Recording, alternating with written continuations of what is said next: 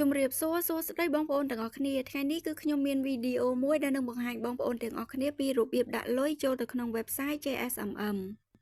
សម្រាប់បងប្អូនដែលអត់ទាន់ដឹងពីរបៀបនៃការដាក់លុយចូលទៅក្នុង website ទេគឺបងប្អូនអាចតាមដានវីដេអូមួយនេះពីដើមដល់ចប់ជាមួយនឹងនាងខ្ញុំទាំងអស់គ្នាជាដំបូងតម្រូវឲ្យបងប្អូន sign up ឬ sign in ចូលទៅកាន់ website JSMM ជាមុនសិនហើយសម្រាប់បងប្អូនដែលជាសមាជិកថ្មីបងប្អូនអាចបង្កើតគណនីមួយដើម្បីចុះឈ្មោះចូលធ្វើសេវាកម្មបានប្រសិនបើបងប្អូនអត់ទាន់ចេះបង្កើតឬក៏អត់ទាន់ចេះពីរបៀបចុះឈ្មោះចូលទេបងប្អូនអាចចុចចូលមើល link ដែលនៅខាងក្រោមវីដេអូមួយនេះបានដើម្បីដឹងពីរបៀបនៃការចុះឈ្មោះចូល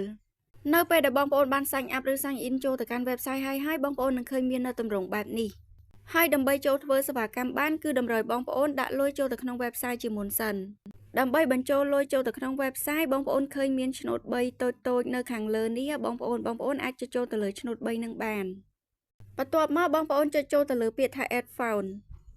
ហើយវានឹងចេញនៅទម្រង់មួយទៀតគឺទម្រង់បែបនេះបងប្អូនហើយនៅត្រង់កន្លែងនេះគឺបងប្អូនអាចបញ្ចូលលុយតាមរយៈ KHQR Cambodia Only ក៏បានឬក៏បងប្អូនបញ្ចូលលុយតាមរយៈ Cryptostorm International ក៏បានប្រសិនបើបងប្អូនចង់ pay លុយជាមួយនឹងធនាគារផ្សេងៗដូចជាធនាគារ ABA, AC, Wing ឬក៏ធនាគារណាផ្សេងទៀតបងប្អូនអាចចុចចូលជ្រើសរើសការ pay លុយតាមរយៈ KHQR Cambodia Only បាន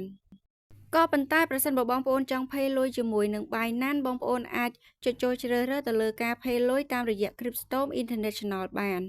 មិនថាបងប្អូននៅក្នុងប្រទេសឬក៏ក្រៅប្រទេសនោះទេគឺបងប្អូនអាច pay លុយទៅតាមនឹងបានដូចគ្នាបងប្អូនហើយសម្រាប់ខ្ញុំគឺខ្ញុំជ្រើសរើសទៅលើការ pay លុយតាមរយៈ KHQR Cambodia Only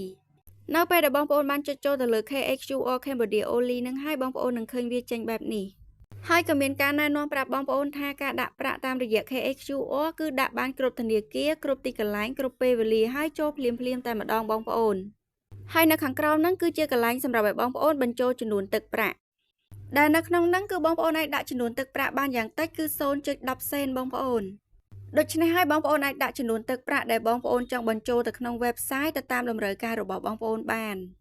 ឧទាហរណ៍ខ្ញុំបញ្ចូលចំនួនទឹកប្រាក់$1បន្ទាប់ពីបងប្អូនបានបញ្ចូលទឹកប្រាក់រួចហើយបងប្អូនអាចចុចចូលទៅលើពាក្យថាបន្តដាក់ប្រាក់នោះបងប្អូននឹងឃើញវាចេញនៅ QR code របស់ JSMM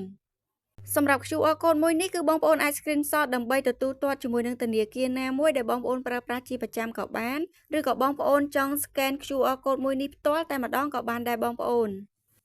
ហើយបន្ទាប់ពីបងប្អូនបានទូទាត់រួចរាល់អស់ហើយចំនួនទឹកប្រាក់វានឹងលោតចូលទៅក្នុង website ភ្លាមតែម្ដងដែលបងប្អូនអត់ចាំបាច់រងចាំយូរនោះទេបងប្អូនហើយបងប្អូនអាចចុចទៅលើសញ្ញាខ្វែងចេញវិញបានហើយបងប្អូនក៏អាចចុចចូលទៅលើពាក្យថា order ដែលនៅខាងក្រោមនេះវិញដើម្បីចូលទៅពិនិត្យចំនួនទឹកប្រាក់ដែលបងប្អូនបានទូទាត់អំបញ្ញមិញបងប្អូនអាចពិនិត្យចំនួនទឹកប្រាក់ដែលបងប្អូនបានបញ្ចូលអំបញ្ញមិញនៅកន្លែង balance នេះបានដោយសារតែនៅត្រង់កន្លែងហ្នឹងគឺជាចំនួនទឹកប្រាក់សរុបដែលមាននៅលើគណនីរបស់បងប្អូននៅក្នុង website ហើយបន្ទាប់ពីបងប្អូនបានបញ្ចូលលុយចូលទៅក្នុង website ហើយគឺបងប្អូនអាចចូលទៅធ្វើសេវាកម្មផ្សេងទៅតាមតម្រូវការរបស់បងប្អូនបានហើយបងប្អូនហើយសម្រាប់ការបញ្ចូលលុយចូលទៅក្នុង website JSMM គឺមានតែប៉ុណ្្នឹងទេបងប្អូនប្រសិនបើបងប្អូនមានចម្ងល់នៅត្រង់កន្លែងណាមួយបងប្អូនអាច comment នៅខាងក្រោមវីដេអូមួយនេះបានដូច្នេះសម្រាប់វីដេអូថ្ងៃនេះក៏ដល់ទីបញ្ចប់ដែរបងប្អូនអរគុណបងប្អូនសម្រាប់ការតាមដានវីដេអូពីដើមដល់ចប់ហើយក៏សូមអធិស្ឋានផងដែរប្រសិនបើមានពាក្យពេចន៍ខុសឆ្គងឬក៏សំឡេងរំខានណាមួយជម្រាបលាបងប្អូនជួបខ្ញុំនៅវីដេអូក្រោយ